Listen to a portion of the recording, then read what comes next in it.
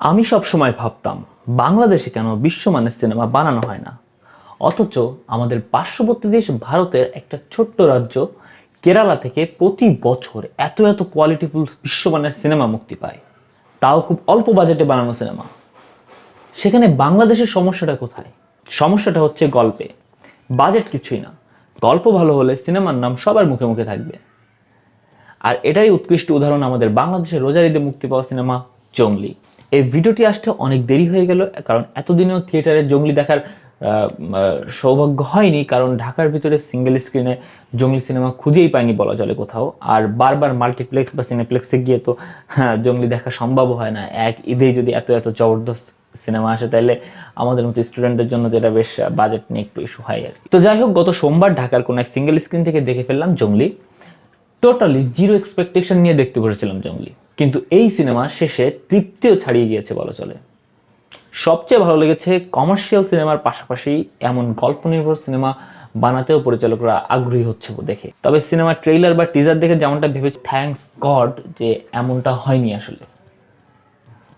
Marquetry action, slow motion বা তামিল তেলেগু টাইপের যে কাহিনী, এমন টাইপের সিনেমা একদমই জঙ্গলি না।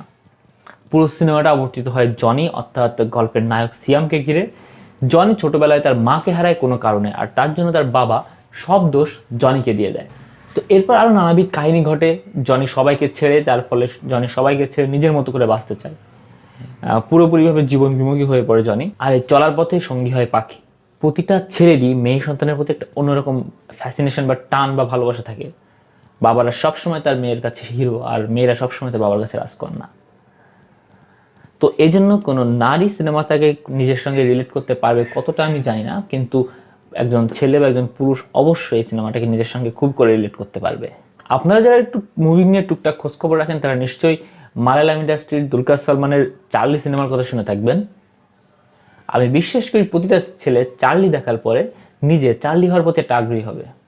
এখন আমি বলবো বাংলাদেশের সিনেমার দিকে যদি প্রতিটা ছেলে জঙ্গলি দেখার পরে অবশ্যই নিজে একবার না হলেও মনে করবে যে আমি যদি জঙ্গলি হতে পারতাম।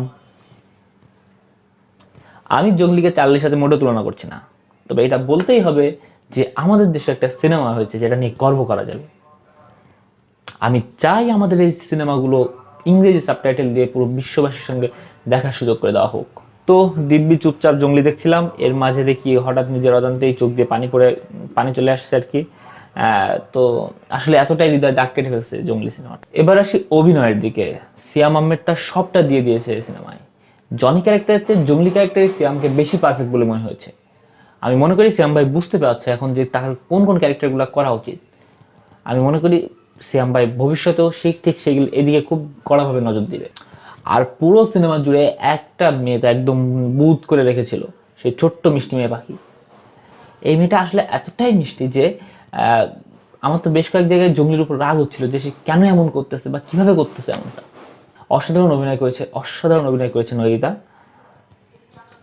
জঙ্গলিকে মানুষ বানাতে নয়রিতার পাশাপাশি পাখির পাশাপাশি আরো একটা মেয়ের অবদান রয়েছে, সেটা হচ্ছে তিথি অর্থাৎ বুবলি। কয়েক জায়গায় তার সামান্য ওভার অ্যাক্টিং বাদে ওভারঅল তার অভিনয় যথেষ্ট ভালো ছিল। তো সব মিলিয়ে একটা কমপ্লিট প্যাকেজ পাওয়া গেল অবশেষে আমাদের বাংলা সিনেমা ইন্ডাস্ট্রিতে। জঙ্গলির মতো এমন সিনেমা আরও আসুক, এমনটাই আমরা চাই আমাদের দেশে আরও আসুক। আজকের মতো এটুকুই। যারা যারা ভিডিওটি শেষ পর্যন্ত দেখলেন, সাবস্ক্রাইব না করে কেউ যাবেন না।